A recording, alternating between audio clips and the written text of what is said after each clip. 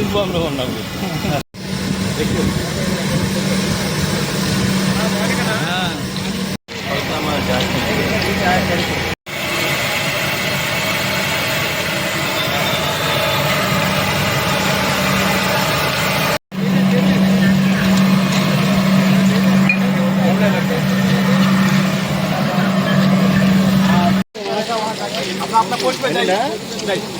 Right వస్తుంది వస్తుంది engine వస్తుంది రైట్కి వస్తుంది.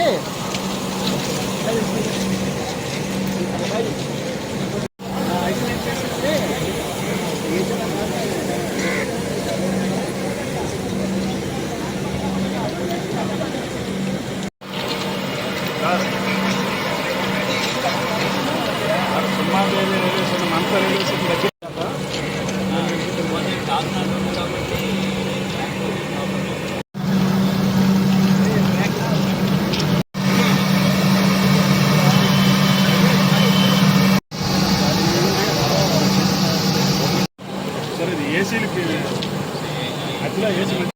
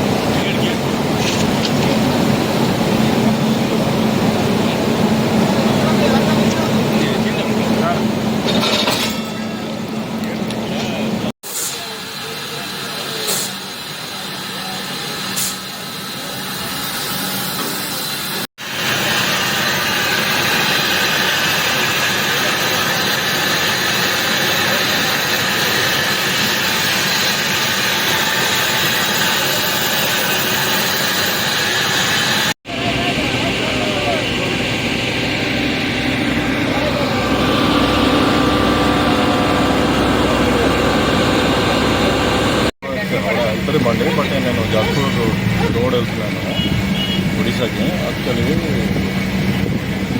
సౌండ్ వచ్చింది, చిన్నది సౌండ్ వచ్చింది, అది ఇవ్వలేదు.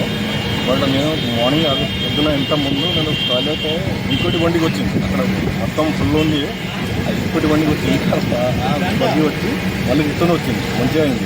నేను పోయి కూర్చుంటారు, నేను తర్వాత కొంచెం తర్వాత కొంచెం ఆగింది. అదే ఇదేంటి మళ్ళీ బయటకు వచ్చి చూస్తే మొత్తం 7-8 మంది పోయింది మొత్తం బాగా వెళ్ళిపోయింది. ఇంజిన్ తీసుకుపోయింది మొత్తం. సపోజ్ చూడండి ఇట్లా సపోజ్ లైన్స్ జాయింట్ ఉంటాయి, ఎట్లా ఉంటుంది చూడండి. సపోజ్ స్పీడ్ ఉంటే ఇది తీసుకుపోతే అక్కడికి తీసుకుపోతే ఇంకోటి బండి వస్తుంది, అక్కడ బండి వస్తే యాక్సిడెంట్ అవుతుంది కదా. చాలా రిస్క్. సపోజ్ లోపల నుంచి ఇంకోటి ఆపకి వస్తున్నారు కదా, పబ్లిక్ కూడా వస్తుంది, చాలా డేంజర్ ఉంది. ఏంటంటే దేవుడు హరీష్, దేవుడు ఆయన సేవ్ చేశాడు అందరికీ. Thank you. అంతా మధ్యలోన కప్లింగ్ బ్రోకెన్ అయిపోయింది, దానివల్ల బండి ఆగవలసి వచ్చింది. As per instructions, officer instructions, first portion clean చేసాం 8 బోగిలతో.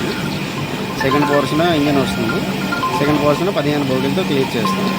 క్లీన్ చేసిన తర్వాత మందసాలను 2 అమాల్మెంట్ చేసి అప్పుడు మళ్ళీ యథావిధిగా బండి స్టార్ట్ అవ్వడం కదా. Coupling mechanical trouble, coupling broken అయింది. సార్ ఎంత టైం పడుతుంది? ఇంజన్ వచ్చేస్తుంది ఇంకొక 5 to 10 minutes. సరే, అంటే ట్రైన్ రన్నింగ్లోనే జరిగింది? ట్రైన్ రన్నింగ్లోనే అవుతుంది. ఎటువంటి ప్రాణనష్టం ఏమి లేదు, ఏమీ లేదు, ఏ క్యాజువాలిటీ ఏం లేదు. సార్ ఎంత దూరంలో ఇంజిన్ వెళ్ళిపోయింది?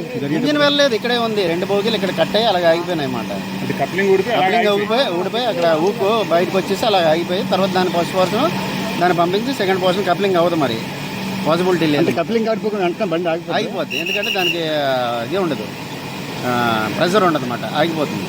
ఆగిపోగానే దానికి అనేబుల్ టు కపుల్ లైన్స్ అయిన తర్వాత మెకానిక్ స్టాఫ్ వచ్చి దాన్ని సపరేట్ చేసి ఫస్ట్ పోర్షన్ పంపించారు. సెకండ్ పోర్షన్ ఇప్పుడు వెళ్ళి 2 అమాల్మెంట్ అయ్యి ఇప్పుడు బండి మళ్ళీ విధంగా స్టార్ట్ అవుతుంది. ట్రైన్ అకౌంట్ వచ్చింది సార్ ఇది? ఇదా సికింద్రాబాద్ టు హౌరా వెళ్తుంది. సార్ పలకనామా ఇంజిన్ నుంచి ఎన్నో బోగి సార్ ఇది? 8వ బోగి. మొత్తం టోటల్ ఎన్ని బోగీలు సార్? 23 బోగీలు. 8వ బోగి దగ్గర సికింద్రాబాద్ నిన్న సాయంత్రం 4 గంటలకు అక్కడ కదిలింది. అయితే ఎర్లీ మార్నింగ్ 9 ఆ సమయంలో పలాస దగ్గర ఒక 8 బోగీలు ముందల ఇంజన్ మధ్యలో కట్ అయిపోయి చక్కగా ముందరికి వెళ్ళిపోయింది.